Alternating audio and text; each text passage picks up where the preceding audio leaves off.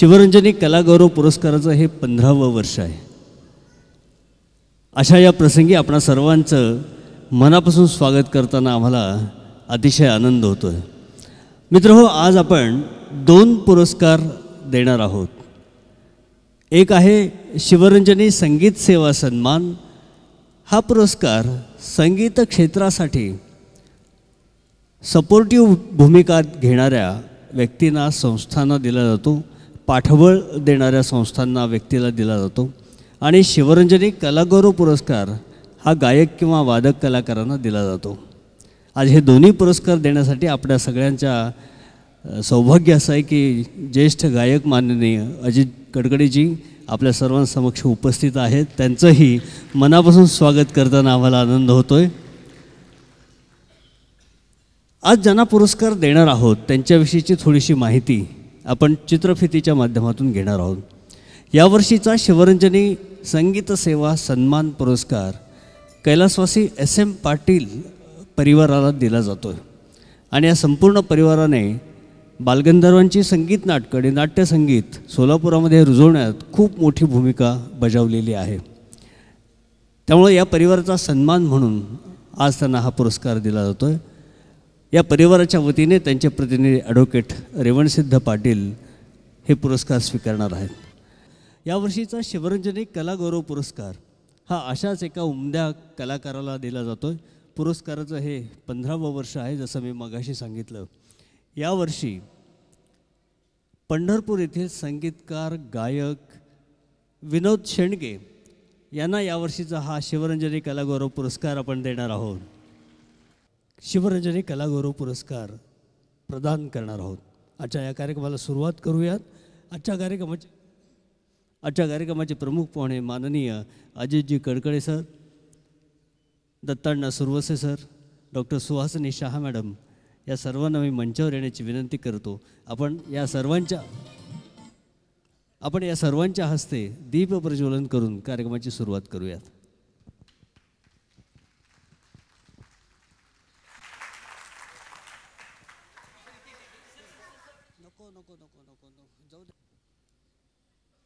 या संपूर्ण उपक्रमाचे मुख्य प्रायोजक हॉटेल चित्रा एक्झिक्युटिव्हचे संचालक माननीय धीरजजी जवळकर यांनाही मंचावर येण्याची विनंती करतो आहे.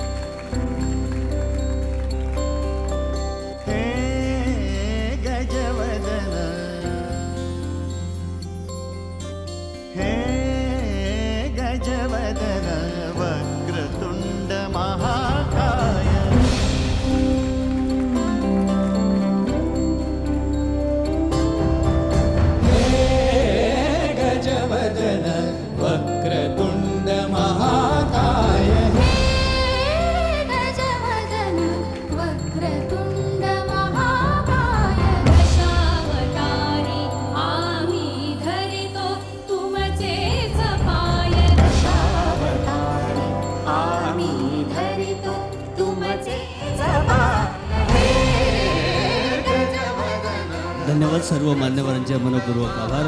मंडळी, शिवरंजनीचे निर्माता श्री समीर रणदिवे यांना विनंती करेन की आजच्या कार्यक्रमाचे प्रमुख पाहुणे अजितजी कडकडे यांचा सन्मान करावा. आज आपण सर्वांचं भाग्य आहे की कडकडेजी आपल्या सोबत या मंचावरती आहेत. दत्त परंपरा खरं म्हणजे आपल्यापर्यंत पोहोचवण्यासाठी, त्याची श्रद्धा वाढवण्यासाठी कडकडेजींच्या गाण्याचं खूप मोठं योगदान आहे. त्यामुळं कितीतरी गाणी त्यांच्या आवाजातली कानामनामध्ये, अनेक घरांमध्ये सकाळ सुरू होते ती यांच्या भक्तिगीतांनी. समीर रणदिवे, अजितजी कडकडे यांचं स्वागत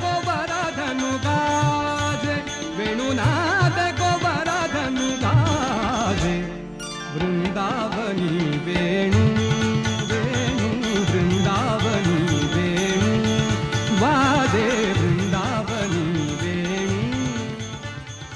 श्री उमेश मोहोळकरांना मी विनंती करेन की डॉक्टर सुहासिनी शहा मॅडमचा सन्मान करावा.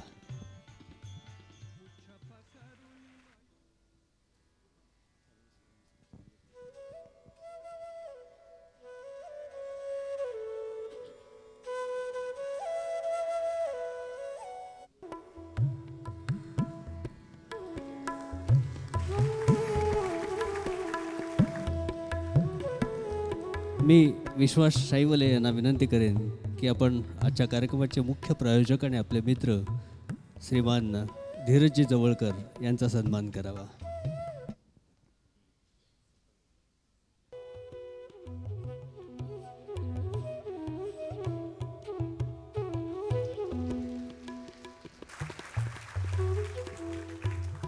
आज आणखीन एक विशेष सत्कार आम्ही इथे करतो आहोत.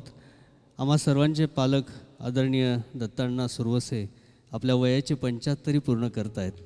त्या 75 निमित्त त्यांचा वेगळा सन्मान आम्ही करणार आहोत.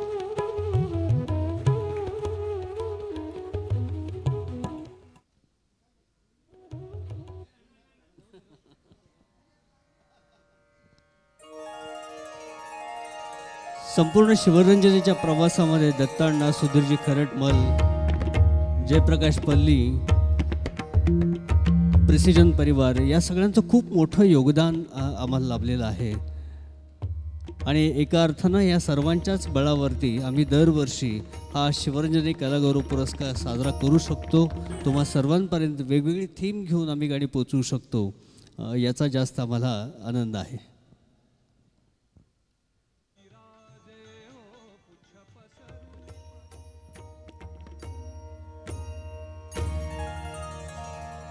पाठीमागे उभे असलेल्या रसिकांनी जिथे मध्ये काही जागा रिकाम्या दिसतात तिथे जरा एकदा प्रयत्न करा, तिथे बसून घ्यावं.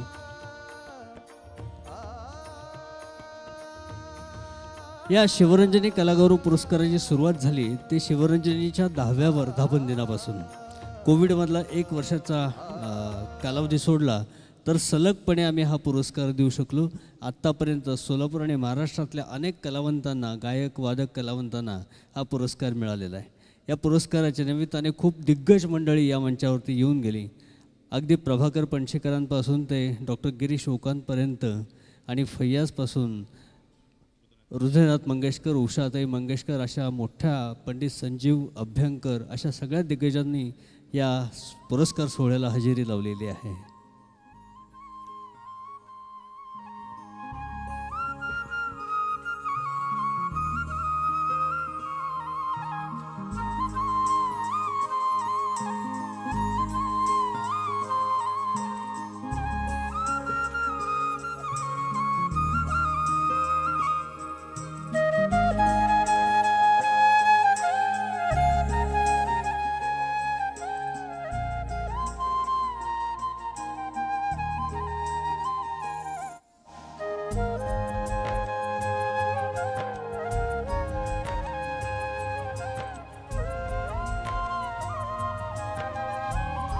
आजच्या कार्यक्रमाचे प्रमुख पाहुणे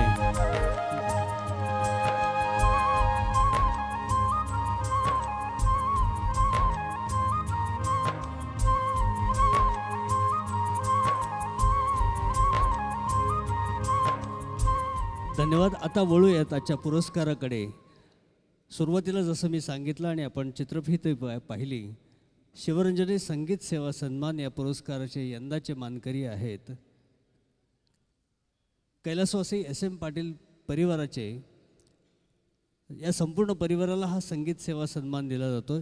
या परिवाराचे प्रतिनिधी म्हणून ॲडव्होकेट रेवण सिद्धरामप्पा पाटील सपत्नीक मी त्यांना मंचावरती येण्याची विनंती करतोय. जोरदार टाळ्याने आपण त्यांचं स्वागत करूयात.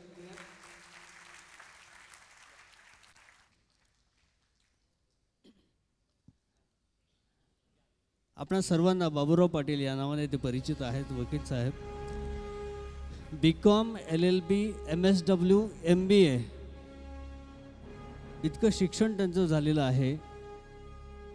सोलापुरातल्या अनेक मान्यवर संस्थांमध्ये त्यांनी संचालक म्हणून काम केलेलं आहे. सोलापुरातला सुपर बाजार जो आहे त्याचेही ते अनेक वर्ष संचालक होते. सिद्धेश्वर बँकेचे संचालक आहेत. अशा अनेक संस्थांमध्ये त्यांच्या वाढीमध्ये ॲडव्होकेट रेवणसिद्ध पाटील यांचं खूप मोठं योगदान आहे.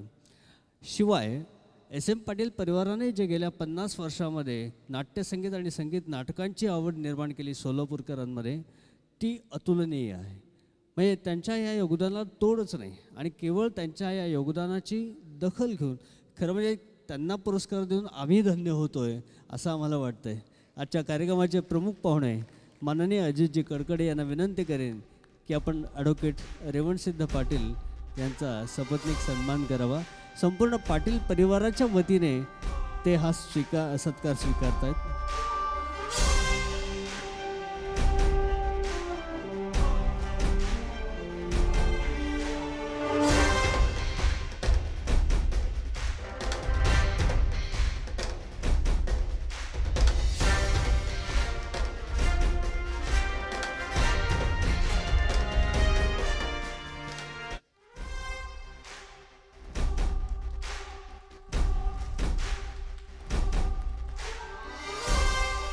शॉल, पुष्पगुच्छ आणि सन्मानपत्र, रोख रक्कम असं या पुरस्काराचं स्वरूप आहे.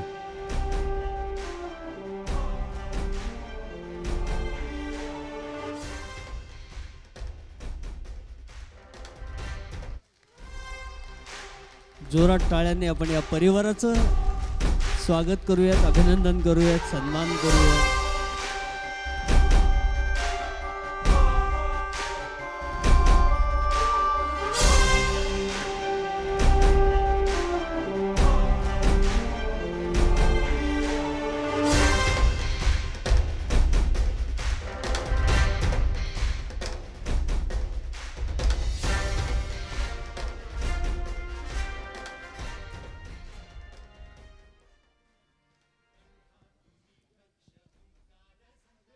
झाला फोटो.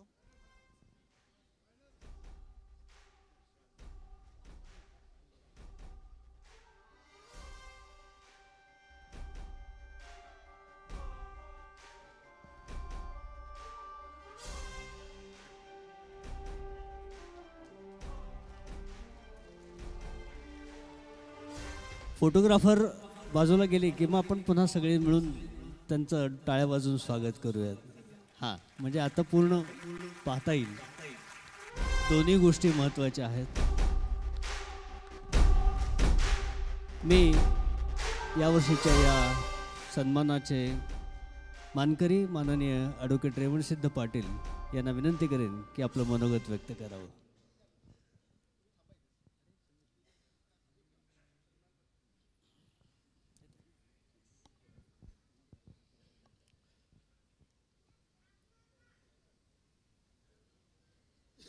आज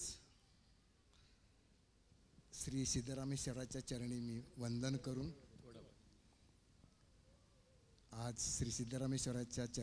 करून तसंच आज 6 नोव्हेंबर कैलासवासी जयराम शिलेदार यांची स्मृती दिन आणि तसेच काल रंगभूमी दिन, त्याच दिवशी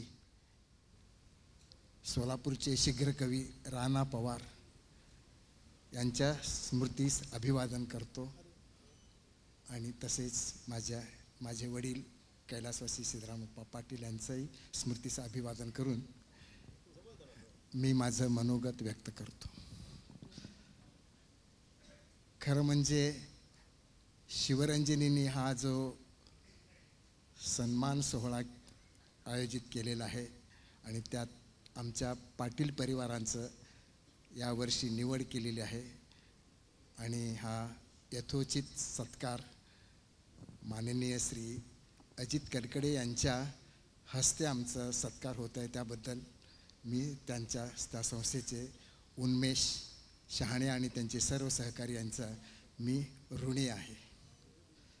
एक गोष्ट इथं सांगावीशी वाटते, बाकी सगळं आपण चित्रफितीमध्ये पाहिल्यामुळं मी ते पुनरावृत्ती करत नाही आहे. याच व्यासपीठावर कैलासवासी जयराम शिलेदार, त्यांचे स्नेही कैलासवासी नाना कामत इन्कम टॅक्स ऑफिसर होते, वडिलांचे मित्र होते, बालगंधर्वांचे ते निस्सीम भक्त होते, आणि राणा पवार हे तिघंजण इथं एकत्रित इथं आम्ही संगीताचे नाटकाचे सातत्याने कायम करत असताना त्यांच्या मनात एक संकल्पना निर्माण झाली की आपण बालगंधर्व स्मृती दिन साजरा करावा. तेव्हापासून पहिला इथं याच रंगमंचावर आम्ही बालगंधर्व स्मृती दिन हा 15 जुलै 1978 साली इथं साजरा केला. आणि त्यावेळेला 5 नाटकं आम्ही इथं सादरीकरण केलेली होती. तदनंतर 3 नाटकं असं करत करत नंतर आता प्रेक्षकांचा प्रतिसाद कमी होत झाल्यामुळं आम्ही दरवर्षी आता एकच नाटक किंवा एकच नाट्यसंगीताचा कार्यक्रम आयोजित करत असतो.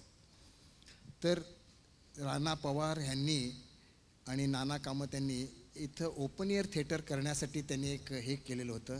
त्यावेळेला इथं नाट्यगृह नव्हते सोलापूर शहरात. तर त्यांच्या विनंतीला हे करून आत्ताचं वारद कंपाऊंड इथं नटसम्राट बालगंधर्व खुले नाट्यगृह हे बालगंधर्वांच्या हयातीतच त्यांच्या नावाने आम्ही हे नाट्यगृह चालू केलं. आणि त्याचं जागेचं महापालिकेने ताब्यात घेतल्यावर आम्ही त्यांना एकच अट घातली की आम्ही तुम्हाला जागा देतो तसंच, परंतु एकच अट घातली की तिथं नाट्यगृह झालं पाहिजे हे म्हटल्यावर, आणि महापालिकेने सुद्धा ती अट मान्य केली. आणि तिथं आता हुतात्मा स्मृती मंदिराच्या स्वरूपाने आपल्याला एक रंगमंच उभारतं. इथंही ह्या वास्तूला सुद्धा शिवछत्रपती रंगभवन म्हटलेलं आहे. इथेही नाट्यासाठीच हे वास्तू खरोखर निर्माण केलेली होती, परंतु प्रतिसाद मात्र अल्पसा मिळतो आहे इथं. याच्यानंतर दमाणी सभागृह एक चांगला झालेला होता, तिथेही मुक्तांगण एक सुद्धा चांगला झालेला होता. असे अनेक आपले नाट्यगृहाचं हे इथं हे केलेले होते. त्या सगळ्या ह्याच्यामध्ये आम्ही फुलाची पाकळी म्हणून आम्ही तिथं एक सहभाग होता आमचा. आणि अशा पद्धतीनं नाट्य संगीताचा नाट्य ह्याचा वडील त्याच्यामध्ये फारच दर्दी माणूस होते, त्यामुळं त्याचं एक वेगळंच विलक्षण त्यांना वडिलांना एक आनंद मिळायचा आणि तीच परंपरा आम्ही चालू ठेवलेली आहे. एक आनंदाची गोष्ट सांगतो इथं याच व्यासपीठावर. आम्ही बालगंधर्व स्मृती दिन हा 15 जुलैला दरवर्षी साजरा करतो. 15 जुलै 1980 साली पंडित भीमसेन जोशी यांचा कार्यक्रम इथं आयोजन केलेला होता. तर पंडित भीमसेन जोशींचा कार्यक्रम आयोजित केला असताना त्यावेळेला आषाढी एकादशीचा हा वातावरण होतं, त्यामुळं आणि संतवाणीचं त्यांचं ते कार्यक्रम त्यावेळेला प्रसिद्ध हे असं. इथं मोठं एक विठ्ठलाचं प्रतिमा मोठी केली होती आणि त्याच्यापुढं 4 फुटे आता जसं हे तसं मिणमिण असं एक दिवा म्हणजे समई लावलेली होती. आणि पंडित भीमसेन जोशीचं कार्यक्रम सुरू झाला. गाता झालेलं इंद्रायणी काठी हे गाणं त्यांनी हे केलं. आणि त्याच वेळेला इथं लाईट ऑफ झाले सगळे, इथं सगळं अंधाराचं वातावरण, फक्त स्टेजवरचं ते मिणमिण ते दिवा आणि तेवढं ते हे होतं. त्या ह्याच्यामध्ये ते गाणं आणि त्याच्यानंतरचे अजून 1-2 गाणं पंडित भीमसेन जोशी यांनी आपल्या पहाडी आवाजात त्यांनी इतकं अप्रतिम अर्धा तास त्यांनी म्हणलं की पिन ड्रॉप सायलेन्स होता, संपूर्ण सभागृह पूर्ण भरलेला होता. अर्धा तास इतकं तन्मयतेने त्यांनी पहाडी आवाजात गात होते की सगळे प्रेक्षक जेव्हा एकदम अचानक लाईट आले की तेव्हा सगळे प्रेक्षक उठून 5-10 मिनटं टाळ्यांच्या गजरात उभे राहून त्यांचं अभिवादन केले आणि त्यांचं प्रतिसाद दिले. असा हा एक छोटासा. आणि दुसरा एक प्रसंग सांगतो. आज शेंडगे साहेब यांचाही आणि अजित कडकरे साहेबांच्या हस्ते आमचा सत्कार होते, परंतु आम्ही साधारणतः 83-84च्या दरम्यान पंडित जितेंद्र अभिषेकी यांचं आम्ही इथं नाट्यसंगीताचा कार्यक्रम आयोजित केला होता. त्यावेळेला त्यांचे शिष्यगण म्हणजे त्यात आपण ज्येष्ठ होता, आपलंही नावाचा त्यावेळेला उल्लेख होता. देवकी पंडित आणि राजा काळे हे सुद्धा त्यावेळेला आलेले होते, पण आपण अनुपस्थित राहिला आहात त्यावेळेला. तर ती कसर आज तुम्ही आपल्या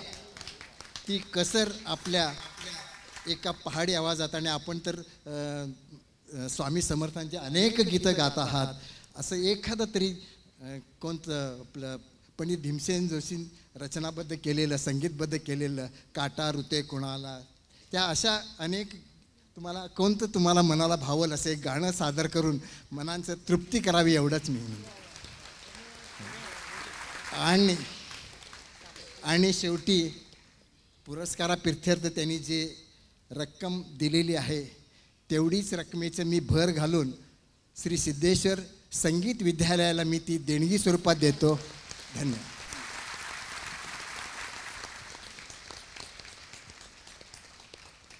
या प्रसंगी माझा गौरव केला, माझ्या कुटुंबियांचा गौरव केला. माझे सर्व भाऊ आज इथे उपस्थित आहेत. सगळ्यांनाही ते आनंद झालेला आहे.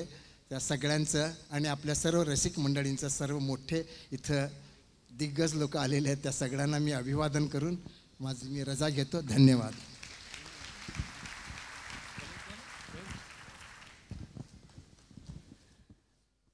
धन्यवाद पाटील साहेब.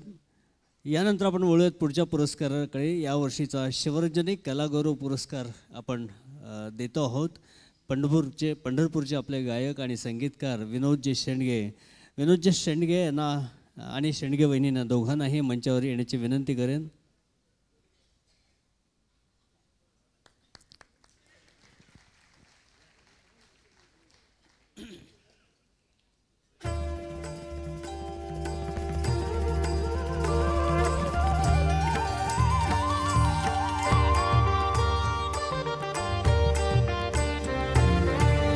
मी आजच्या कार्यक्रमाचे प्रमुख पाहुणे मान्य अजितजी कडकडे यांना विनंती करेन की आपण विनोद शेंडगे यांना शिवरंजनी कलागौरव पुरस्कार प्रदान करावा.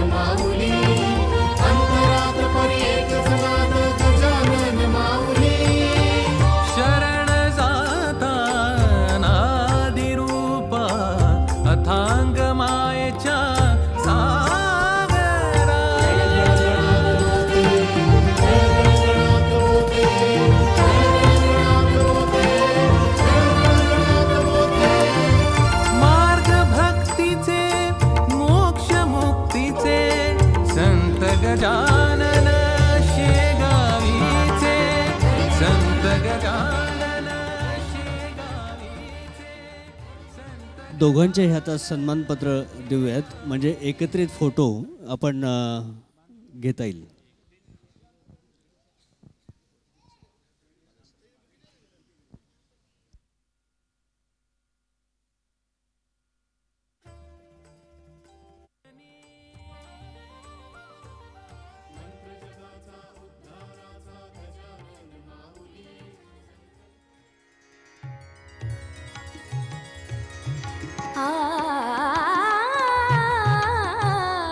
आज मैं रंगली पियाजी के संग, आज मैं रंगली पियाजी के संग, आज मैं रंगली पियाजी. या दोघांसाठीही आता एकत्रित टाळ्या वाजवून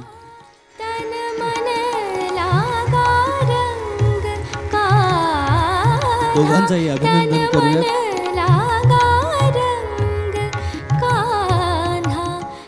धन्यवाद. मी विनोद शेंडगे यांना विनंती करेन कृपया आपलं मनोगत थोडक्यात व्यक्त करावं.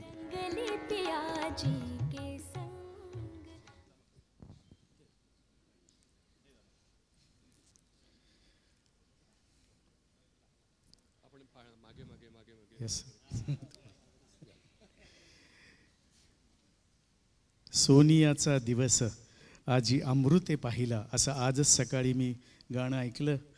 अभंग हा ऐकला ज्ञानेश्वर माऊलींचा, आणि तो खऱ्या अर्थाने माझ्या आयुष्यामध्ये आणि माझ्या कुटुंबाच्या आयुष्यामध्ये माझ्या गुरुजींच्या आशीर्वादामुळे सफल झाला.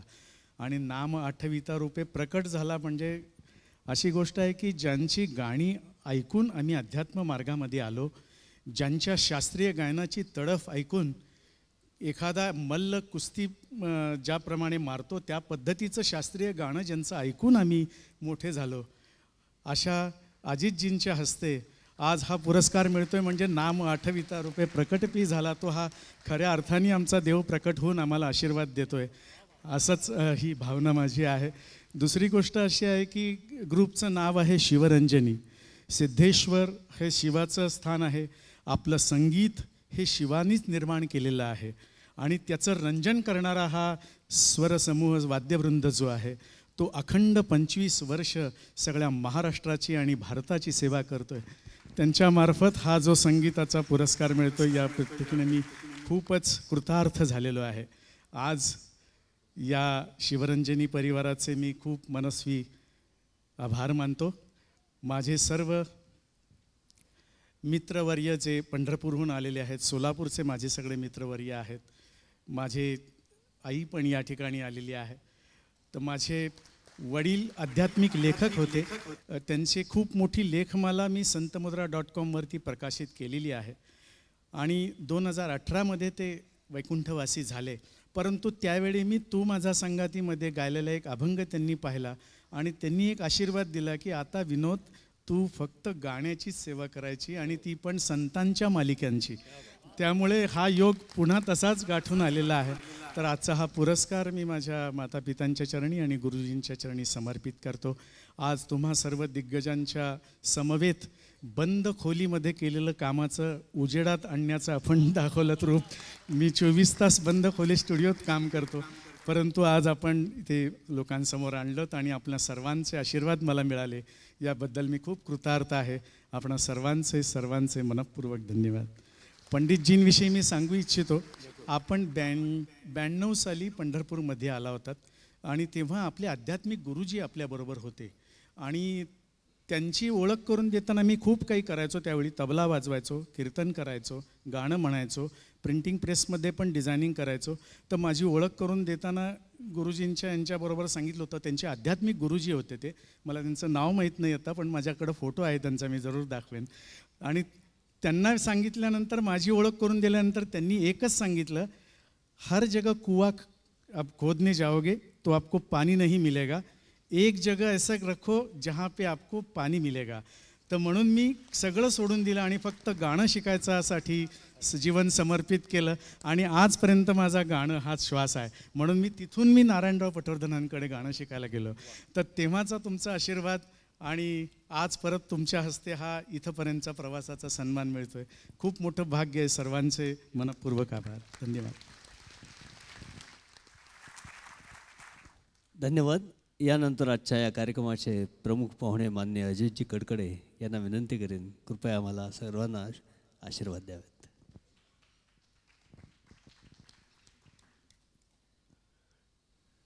मंचावरील सर्व मान्यवर मंडळी, आपण भक्तगण आणि रसिकांनो, खरं म्हणजे गायक हा बोलणारा नसतो, हा गाणारा असतो. आणि जेव्हा बोलायची वेळ येते तेव्हा मला थोडंसं काहीतरी असं आतून काहीतरी व्हायला लागतं, अरे बापरे आपल्याला बोलायचं आहे. गाताना असं वाटत नाही, पण बोलताना असं नक्कीच वाटतं. मला आज जेव्हा यांनी एक पत्रिका दिली त्यांची आजच्या कार्यक्रमाची, तर त्याच्यात नाव रेवणसिद्ध आणि दुसरं राजगंधर्व, ही दोन नावं मला एवढी आवडली. ताबडतोब त्यानं मी म्हटलं ही दोन नावं, रेवणसिद्ध म्हणजे रेवणनाथांचंच नाव आहे आणि राजगंधर्व कोणतरी गाणारे की वाजवणारे आहेत. तर आता मला सांगा तुम्ही, रेवणसिद्ध हे एवढे महान कलाकार आहेत, विनोदजी एवढे महान कलाकार आहेत, यांचा सत्कार मी कसा करू शकतो? मी काहीच केलेलं नाही, खरंच सांगतो. जे केलं गेलं ते माझे गुरुजी पंडित जितेंद्र अभिषेकी यांनी गाणं नुसतं शिकवलं नाही, आम्हाला घडवलं सुद्धा. आम्हाला घडवलं, नुसतं गाणं नाही शिकवलं. आणि कसंही तुम्ही वागा चार चौघात आणि कसंही तुम्ही काही करा नाही. त्यांनी जेव्हा आम्हाला गाणं शिकवलं तेव्हा चांगले संस्कार वागायचे सुद्धा केले. चार चौघात कसं वागायचं, आपल्याला तुम्हाला कसं पुढे जायचं आहे हे शिकवलं आणि त्या संस्कारांवर गेली 40 वर्ष माझा प्रवास चालू आहे. कुठेही कमी पडलं नाही.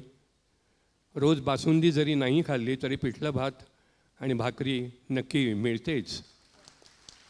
आणि मी स्वतःला नेहमी असं म्हणतो, मी शून्य आहे, मुझमे मेरा कुछ नहीं जो कुछ है प्रभु तोर, मुझ में मेरा कुछ भी नहीं जो कुछ है प्रभु तोर, तेरा तुझको सौंप के क्या लागत है मोर. म्हणजे ते आहे सगळं तुझंच आहे आणि तुझं तुला सोपवल्यावर मला काय मिळतं, लागतं, माझ्याकडे काय राहतं, काहीच नाही. तसं मी शून्य आहे. आता आपण शून्य 10, 100, 1000, 10,000 जरी मांडली तर त्याला काहीच किंमत नाही त्या शून्याला. पण जेव्हा एक कुठला तरी आकडा त्या शून्याच्या मागे येतो, एक, तेव्हा त्या शून्याला किंमत येतो. तर माझे मागे असलेले एक हे स्वामी समर्थ महाराज आहेत, दत्तगुरू आहेत, माझे गुरुजी पंडित जितेंद्र अभिषेकी आहेत, आपल्यासारखे रसिक वर्ग आहेत, सगळी गायक मंडळी आहे. आणि आपण एकटं कधीही पुढे येऊ शकत नाही. आपण किती जरी म्हटलं मी स्वतःच्या हिकमतीवर पुढे आलो, सपशेल खोटं असतं. कुणीतरी त्यांना मदत केलेलीच असते आणि त्यामुळे तो पुढे येतो. बरेच लोक हे विसरतात आणि नंतर असं म्हणतात नाही मी माझ्या हिकमतीवर पुढे आलो. डेफिनेटली त्यांची हिकमत असतेच. पण माझ्या सुरुवातीच्या काळात अगदी मी नवीन होतो तेव्हा माझी पहिली जी इंद्रेकोची रेकॉर्ड आली ती अशोक पत्की आणि शांताराम नांदगावकर यांची होती. सजल नयननीत धार बरसती, मैफिलीचे गीत माझे, उदासीन रात अशी, आणि भक्ती वाचुनी मुक्तीची मज. म्हणजे त्यांनी त्यावेळी जर मला हा चान्स दिला नसता, एखाद्या वेळी माझं पुढे येणं खूप लांबलं असतं. म्हणजे गॉडफादर ज्याला आपण म्हणतो. जरी मी अभिषेकी बुवांकडे शिकलो गाणं, तरी पण आपल्याला बाहेरच्या जगात पुढे येण्यासाठी कोणतरी लागतं. आणि तुम्हाला एक मी खरं सांगू का, आपण इंटरकनेक्टेड असतो. आपण हे मानतच नाही. घरच्या घरी आपली किती भांडणं असतात, पण मी प्रत्येक माणसाला इंटरकनेक्टेड आहे. हे स्टेजवर असलेल्यांना इंटरकनेक्टेड आहे आतून. जर आपण हे मानलं, जर चैतन्य आपण आपल्यामध्ये बघितलं आणि ते चैतन्य जर इतरांमध्ये बघितलं, आपण फक्त देवाला मंदिरात ठेवतो, चर्चमध्ये ठेवतो, मशिदीत ठेवतो आणि मग आपल्याला असं वाटतं देव मंदिरातून आल्यावर देव कुठे आहे? कुठेच नाही. अहो मला सांगा, देव कुठे नाही अशी मला तुम्ही जागा दाखवा. प्रत्येक जागोजागी ते चैतन्य भरलेलं आहे जे आपल्याला दिसत नाही. म्हणून असं म्हटलं आहे की डोळ्यांना जे दिसतं ते नाशिवंत असतं, त्याला महत्त्व नाही आहे. डोळ्यांना जे दिसतं ते नाशिवंत असतं, त्याला महत्त्व नाही आहे. पण डोळ्यांना जे दिसत नाही चैतन्य आपल्याला कुठे दिसतं? आपल्यामध्ये असलेलं, तुमच्यामध्ये असलेलं आपल्याला चैतन्य तुम्हाला तरी कुठे दिसलं आहे? आपण शेवटपर्यंत जाईपर्यंत आपल्याला आपल्या आतमधलं चैतन्य दिसत नाही. आपण फक्त बाहेरच बघतो. बाहेरच आपल्याला बघण्याची सवय झाली आणि शांत बसून आपल्यामध्ये डोकावण्याची आपल्याला ही सवयच नसते. आपल्याला नेहमी गडबडीची सवय झालेली असते. नेहमी गडबड, कुठेतरी काहीतरी करायचं, कुठेतरी धावायचं, कुठेतरी करायचं.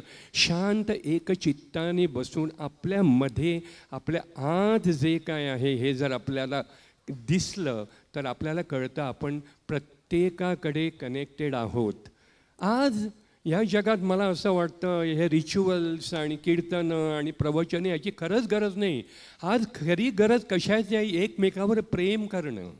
आणि ते दाट दुर्लभ झालं आहे. प्रेम. बायबलमध्ये येशू ख्रिस्तानी असं सांगितलं आहे, God is love and love is God. जिकडे प्रेम नाही तिकडे ईश्वर असूच शकत नाही.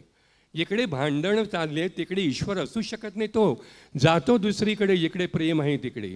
चराचरात भरलेला असतो, पण भांडणं झाली तिकडून तो निघून जातो, ते चैतन्य निघून जातं दुसरीकडे. म्हणून आपण एकमेकावर प्रेम करायला शिकूया. हे मी सांगितलं एकीकडे. आणि एका आईचा मला फोन आला 15 दिवसात. अहो म्हणाले, अजितजी तुम्ही फार वाईट केलं. काय केलं? तर म्हणाले तुम्ही हे सांगितलं एकमेकावर प्रेम करा. माझी मुलगी एका कॉलेजच्या मुलावर प्रेम करायला लागली. अहो म्हटलं मी ते तसं सांगितलेलं नव्हतं. मी असं सांगितलं होतं आपण एकमेकावर प्रेम करू. कारण प्रेम म्हणजेच ईश्वर आहे. आनंद म्हणजेच ईश्वर आहे. समाधान म्हणजेच ईश्वर आहे. आपण त्याला फक्त मूर्तीत बघतो, आपण त्याला फक्त फोटोत बघतो. त्याच्यात पण तोच आहे. पण त्याच्या पलीकडे जाऊन आपण आता काहीतरी बघूया की चैतन्य म्हणजे काय असतं, याच्या पलीकडे काहीतरी. आता मला सांगा तुम्ही, ही सगळी मंदिरं कुणी बांधली? प्रत्येक मंदिर हे कुठल्या तरी माणसानेच बांधलेलं असतं, बरोबर? आपोआप तयार झालेलं मंदिर नसेल. किंवा फार पुरातन मंदिर असेल की आपोआप तयार झालेलं. पण आजकाल जी मंदिरं बांधतो ती कुठला तरी माणूसच बांधतो, पण आपल्या हृदयात जो ईश्वर बसलेला आहे, जे चैतन्य आहे, ते हृदय कोणी बांधलं? माणूस नाही बांधू शकत, ते ईश्वरानेच बांधलेलं आहे. हे जे आतलं मंदिर आहे, टेम्पल आहे आपल्या बॉडीमध्ये, हृदय नावाचं मंदिर, त्याच्याकडे आपण कधीच लक्ष देत नाही, आपण फक्त बाहेर बघतो. तर आपण त्याच्याकडे लक्ष देऊया. आणि आज मला अतिशय आनंद होतो. मला माहीत नव्हतं की संत गजानन शेगावीचे ही मालिका मी नेहमी बघायचो, कारण त्याच्यातले गजानन महाराजांचं काम करणारे मला खूप आवडायचे आणि इतर सर्व पात्र. पण त्याचं संगीत यांचं हे मला माहीत नव्हतं, विनोदजींचं. पण आज मला कळलं आणि मी खरोखर नतमस्तक झालो तुमच्यापुढे, कारण एवढे छान संगीत यांनी, त्यातली गाणी राहुलजीने गायलेलं टायटल सॉन्ग, त्याच्यानंतर ते आता तुम्ही जी चीज एवढी अप्रतिम आहेत. पण आज मला ते इकडे बसलो आणि कुणी ते बोलले आणि ते दाखवलं, तेव्हा मला समजलं उदो उदो यांनी म्हणजे काय, म्हणजे यांचा केवढा मोठा प्रवास आहे हो. किती किती काम यांनी करून ठेवलं आहे, प्रचंड काम आहे यांचं. मी या दोघांसाठी हेच म्हणेन की या जगातील प्रगतीच्या प्रत्येक पावलागणिक या दोघांना स्वामींचे आशीर्वाद आणि कृपा मिळू द्या. मी आता त्यांनी सांगितलं, मी तुम्हाला फक्त एक 2-2 ओळी. मी जेव्हा आता मी हॉटेल ह्याच्यात होतो, कुठलं, चित्रा यांचं हॉटेल, हे बघा हॉटेल चित्रा. आणि ते चित्रा हॉटेल एवढं छान, मी पहिल्यांदाच थांबलो कारण 2 वर्ष झाली या हॉटेलला. आणि खाली जेव्हा उतरलो मी, तेव्हा मी छान गणपतीची मूर्ती बघितली. तेव्हा मला एक गाणं आठवलं, थोडे थांबाना बाप्पा थोडे बसाना, आला नाही तोवर तुम्ही जातो म्हणता का, थोडे थांबाना बाप्पा थोडे बसाना, गणपती बाप्पा मोरया मंगल मूर्ती मोरया, मोरया मोरया मंगल मूर्ती मोरया. आणि उद्या मी अक्कलकोटला जाणार. तुम्हाला सांगतो खरंच, स्वामी समर्थ महाराजांच्या आशीर्वाद, मी रात्री प्रवास करतो. माझे प्रोग्राम कसे असतात गेले 40 वर्ष, रात्रीचा मी कुठेच थांबत नाही. किती रात्र झाली प्रवास करून, तर आम्ही रात्री 2 वाजता, 12 वाजता, 1 वाजता, मग तो 12 तासांचा प्रवास असू द्या, 18 तासांचा प्रवास असू द्या, गाडी घेऊन आम्ही निघतो. गेली 40 वर्ष दिवसा मी प्रवासच करत नाही. किती जणांनी मला सांगितलं तुम्हाला मरायचं आहे का, मी सांगितलं नाही मरणार मी, कारण स्वामी समर्थ माझ्या पाठीशी आहेत, मला नाही मरू देणार. आणि रस्त्यावर तर नाहीच मरू देणार, रस्त्यावर तर नाहीच मरू देणार. हा विश्वास असल्यामुळे रात्र मी प्रवास करतो. उद्या मी अक्कलकोटला जाणार. त्यांचं तुम्हाला एक स्वामींचं गाणं, स्वामी या हो स्वामी समर्था भजनात, स्वामी समर्था भजनात, अक्कलकोटी आलो तुमच्या, अक्कलकोटी आलो तुमच्या दारात दारात, स्वामी या हो या हो या हो स्वामी या हो. आणि माझी मुंज वयाच्या 8व्या वर्षी नरसोबाच्या वाडीला झाली. माझं अत्यंत, मी ज्याला माहेरघर समजतो माझं, ते माझं माहेरघर नरसोबाची वाडी आहे. मला त्यावेळी म्हणजे असं वाटायचं की या मुली काय असं ते माहेरी जायला एवढं म्हणजे उत्सुक असतात. सासरी किती छान असतं सगळं, सासूबाई छान असतात, सासूबाई छान असतात, नवरा छान असतो, पण माहेर म्हटल्यावर का उत्सुक असतात, त्याचं मला कोडं तेव्हाच कळलं जेव्हा नरसोबाच्या वाडीला मी माहेर समजायला लागलो. आणि उद्या जर मला नरसोबाच्या वाडीला जायचं आहे, कारण त्या बाजूला कुठेही प्रोग्राम असले तर वाडीचं दर्शन घेतल्याशिवाय मी पुढे जात नाही. आम्ही रात्री 11 वाजता निघतो, वाडीला पहाटे 3:30-4 वाजता पोचतो, तिकडे दर्शन घ्यायचं आणि मग पुढे जायचं. ती उत्सुकता माझी पहिल्या संध्याकाळपासून एवढी असायची की मला माझी बायको म्हणायची, अरे काय झालं, एवढा आनंद कसला होतोय तुला? मी म्हटलं मी माहेरी जातोय. तेव्हा मला कळलं की मुलींना माहेरचं एवढं प्रेम आणि एवढा आनंद का होतो. तर माझी वयाच्या 8व्या वर्षी तिकडे मुंजे तिकडे झाली. मी वाहून गेलो होतो कृष्णामाईत. मला बेशुद्धावस्थेत बाहेर काढलं. तो पुनर्जन्म मला महाराजांनी दिलेला. एखाद्या वेळी त्यांना असं वाटलं असेल की मी इकडे येऊन आज तुमच्यासमोर हे बोलावं आणि यांना पुरस्कार प्रदान करावा.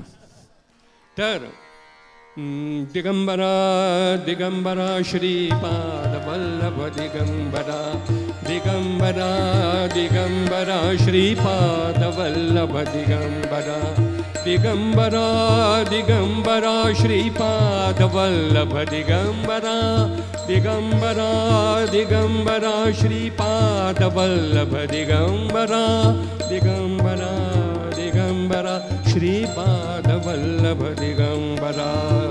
निघालो घेऊन दत्ताची पालखी, निघालो घेऊन दत्ताची पालखी.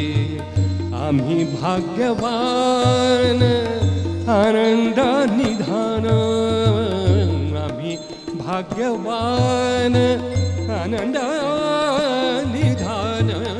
झुलते हळूच दत्ताची पालखी, झुलते हळूच दत्ताची पालखी. निघालो घेऊन दत्ताची पालखी. दिगंबरा दिगंबरा श्रीपाद वल्लभ दिगंबरा, दिगंबरा दिगंबरा श्रीपाद वल्लभ दिगंबरा, दिगंबरा दिगंबरा श्रीपाद वल्लभ दिगंबरा. धन्यवाद. हे तुम्हाला थोडे 2-2 ओळी मी असं समजतो माझी पण सेवा तुम्हा सर्वांच्या समोर झाली आणि 2-2 ओळी आपल्यासमोर मी ऐकवल्या. मला खूप आनंद झाला. आता मी तुम्हाला ते भीमसेन जोशी वगैरे ते टाईपचं गाणं माझा कार्यक्रम जर एक असेल तर मग तुम्हाला पाहिजे ते ऐकवतो, काटा रुते कुणाला वगैरे. पण माझं कसं आहे, मी अभिषेकी बुवांनी संगीत दिलेली गाणी, त्यांची गाणी आणि माझी गाणी याच्या व्यतिरिक्त मी कुणाचीच गाणी गात नाही. अगदी 40 वर्ष मी ते एक प्रिन्सिपल ठेवलं आहे. फार मोठे आहेत भीमसेनजी, फार मोठे आहेत कुमारजी, फार मोठे आहेत किशोरीताई. पण मी पूर्वीपासून एक ठरवलं होतं, माझ्या गुरूंचं जे आहे तेच मी गाणार.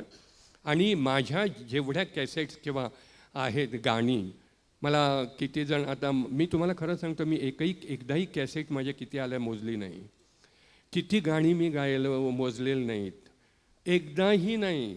मला मिसेस किती ओरडायचे, बायको, अरे सगळे बघ किती सांगतात, नाटकाचे किती प्रयोग झाले, किती आमचे प्रोग्राम झाले, तू हिशोबच ठेवत नाही. तर मी तिला तेच म्हणायचो, हिशोब ठेवायला मी कोण आहे? ज्यांच्या कृपेमुळे हे सगळं घडतं, तर मी कसला हिशोब ठेवणार माझ्या गाण्यांचा आणि माझ्या कॅसेटचा.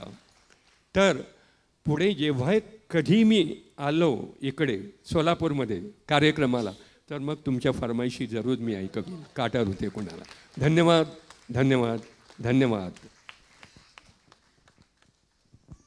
धन्यवाद सर. अत्यंत मनापासून आपण बोललात, आम्हा सगळ्यांना शुभेच्छा दिल्यात. या दोघा पुरस्कारार्थींबद्दल खूप छान सदिच्छा व्यक्त केल्यात. मी सर्व मान्यवरांना विनंती करेन, कृपया आपण सभागृहात बसावं. अजितजी, आपण थोडा वेळ इथं थांबावं. आपल्या हस्ते काही सत्कार करावेत अशी आमची इच्छा आहे. धीरजजी, आपणही या.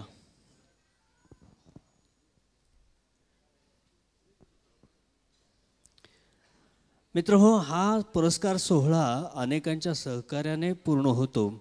या सहकार्यांचं कोणी म्हणजे पाठबळ नसेल तर हा कार्यक्रम करणं खरंच अवघड असतं. त्यामुळे या सर्व सहकाऱ्यांबद्दल कृतज्ञता व्यक्त करणं अत्यंत आवश्यक आहे. त्यामुळे काही प्रायोजकांचे आम्ही इथे सत्कार करतो. विहार पवार सारीजचे कोणी आलेत? विहार पवार सारीज. त्यानंतर Walwekar eye hospital, doctor Madhuri ताई वाळवेकर, कृपया मंचावरती यावं. इंडियन बँक यांचे कोणी प्रतिनिधी असतील तर कृपया मंचावरती यावं. झाड बॅग मॉल आले या. मी कडकडीजींना विनंती करेन कृपया आपण त्यांचा सन्मान करावा. अक्षय एजन्सीज प्रदीप जोशीजी कृपया मंचावरती यावं.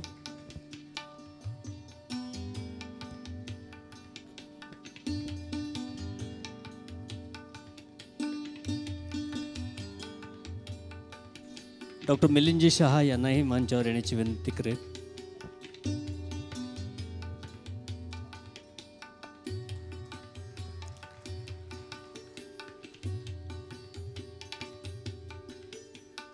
सर्व सोलापूरकरांच्या आणि बाहेरच्या कलावंतांचं प्रेमाचं ठिकाण असलेलं प्रीती केटरर्स पद्मजा वहिनी कृपया मंचावरती या.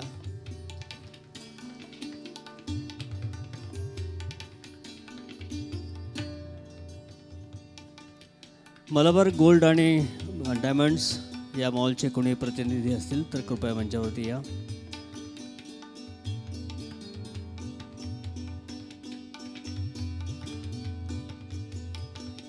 नागेश करजगे ऑर्किड स्कूल सोलापूरचे कोणी प्रतिनिधी असतील तर कृपया मंचावरती या. आर्यानंदी सहकारी पतसंस्था सोलापूर डॉक्टर फडकुले सर कृपया आपण मंचावरती यावं.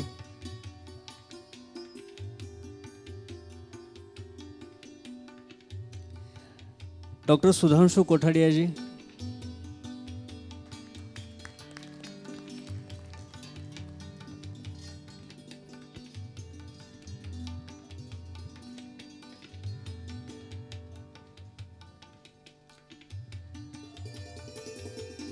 पेठे फूड्स चैतन्य आलेत. यानंतर ओंकार मोडक जोगेश्वरी सोलार.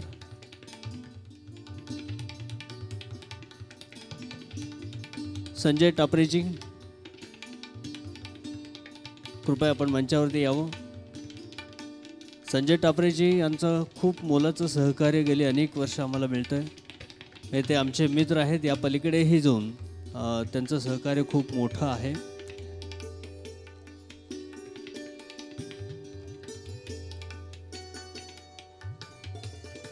जनकल्याण मल्टीस्टेट कोऑपरेटिव्ह सोसायटी जनकल्याणचे कोणी आहेत. आणि सर्वात शेवटी ज्यांच्या सहकार्याशिवाय हा कार्यक्रम पूर्ण होऊ शकत नाही अशा आजच्या कार्यक्रमाचे प्रमुख पाहुणे प्रमुख मुख्य प्रायोजक मान्य धीरज जवळकर यांचा आपण सन्मान करावा अशी मी कडकडेजींना विनंती करतोय. हां त्यांना आधी जवळ करा.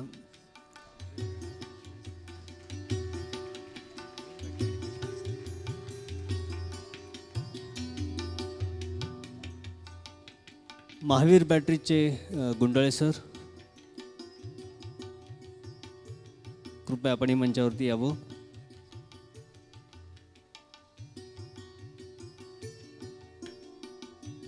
यानंतर कृष्णा आईस्क्रीमचे संचालक आलेत.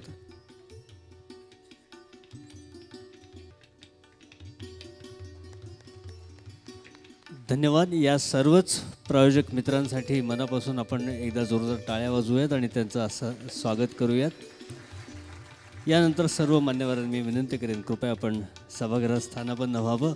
आणि यानंतर शिवरंजनीचा विशेष कार्यक्रम अजीब दास्तान हा शंकर जयकिशन यांच्या संगीतावरती बेतलेला हा कार्यक्रम आम्ही खास सादर करीत आहोत काही थोड्याच वेळात.